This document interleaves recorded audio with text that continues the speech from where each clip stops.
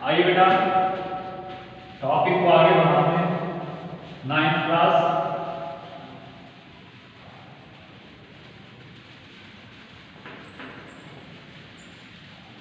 आपका इलेक्ट्रॉन की कौन से टॉपिक चल रहा था?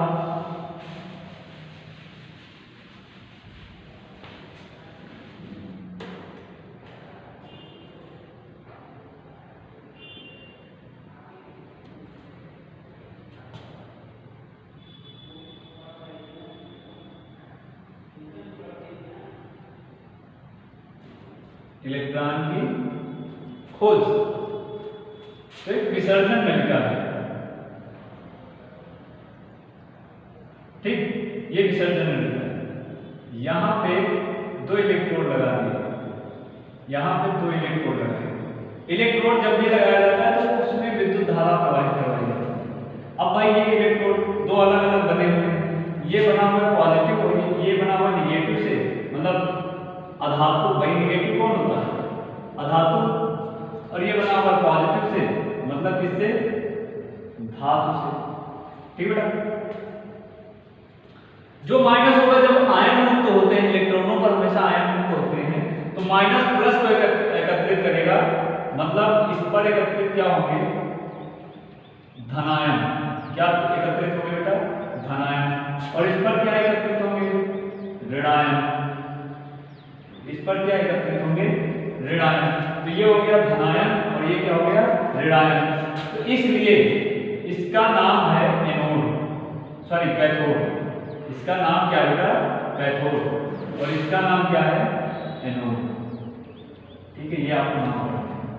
तो 2 इलेक्ट्रोड लगाएंगे। अब यहाँ पे विद्युत धारा प्रवाहित करवानी है हमको।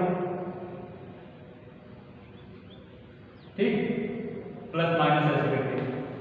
और इसमें गैस भर लगी है, इसमें एक गैस भरी, कोई भी गैस है। तो जैसे इसमें विद्युत धारा प्रवाहित करवाई गई तो क्या देखा गया कि यहाँ पे इसकी सतह पर, एनोड की सतह पर हरे रंग की प्रतिदीप्ति उत्पन्न हो गई। हरे रंग की प्रदीप्ति या प्रदीप्ति उत्पन्न हो गई, फ्लैश। थोड़ा सा प्रकाश उत्पन्न हुआ। किस रंग का? हरे रंग का प्रकाश उत्पन्न हुआ। तो 3 प्रेक्षण यहां से निकाले गए। कौन कौन से प्रेक्षण? अब यहाँ पे एक वैक्यूम प्रेशर का भी लगाया जाता है। ठीक है, ऐसे। अब कौन कौन से वो देखिए। सबसे पहला ये कि हरे रंग की प्रतिदीप्ति उत्पन्न हो गई, तो चेक किया गया कि तो इसमें से कुछ किरणें निकल रही थी इस तरह से, है ना? कुछ किरणें निकल रही थी, तो इन किरणों को नाम दिया गया कैथोड किरणें। और कैथोड किरणें हरे रंग की क्या उत्पन्न करती हैं? हरे रंग की प्रदीप्ति उत्पन्न करती हैं, पहला।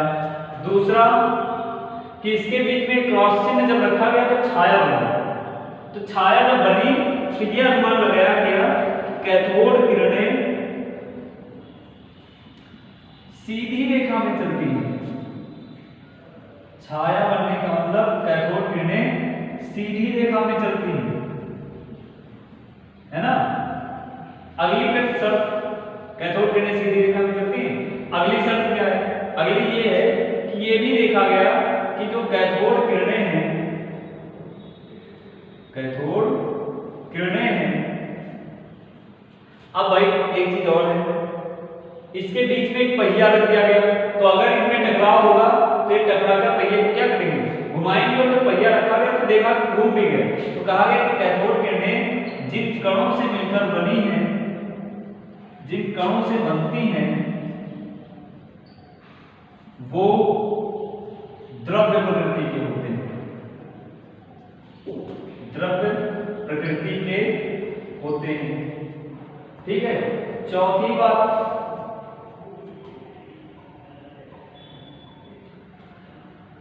चौथी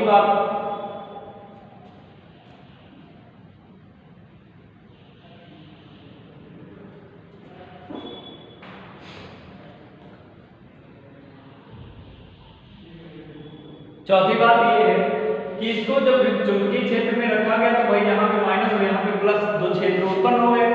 तो जैसे ही फिर इसमें विद्युत धारा प्रवाहित कराएगी तो तब ये जो सीधी रेखा नेचर में है ना, ये इस प्लस की ओर क्या हो गए, आकर्षित हो गए। तो इससे ये सिद्ध हो गया कि जो कैथोड किरणों के अवयव कण क्या होते हैं, इनका ऋणावेशित होते हैं। क्या होते हैं, ऋणावेशित होते हैं। अब ये चीज उठा लीजिए, जितनी भी प्रकृति कैथोड किरणों में है वो वास्तव में प्रकृतियां किसकी हैं, अवयव कण की। और अवयव कण, इसीलिए इस अवयव कण को जे थॉमसन की खोज के कारण 1897 में किसका नाम दिया गया, इलेक्ट्रॉन का नाम दिया गया। किसका नाम दिया गया, इलेक्ट्रॉन का नाम दिया गया। बात में आई बेटा? अगर आपसे कोई क्वेश्चन पूछे इलेक्ट्रॉन की खोज किसने की, तो जे थॉमसन ने की। कब की, 1897 में। किन कणों के माध्यम से की, कैथोड किरणों के कणों के माध्यम से की। बात समझ आई, इलेक्ट्रॉन की खोज। अब ये जो कांच की नली लगी हुई है, ये जो कांच की नली आप गौर से देखिए, ये जो कांच की नली है, इस नली का नाम है विसर्जन नलिका, और इस प्रयोग का नाम है विसर्जन नलिका प्रयोग। ठीक है, नोट कर लीजिए, बाकी आपको अगले वीडियो में बताया जाएगा।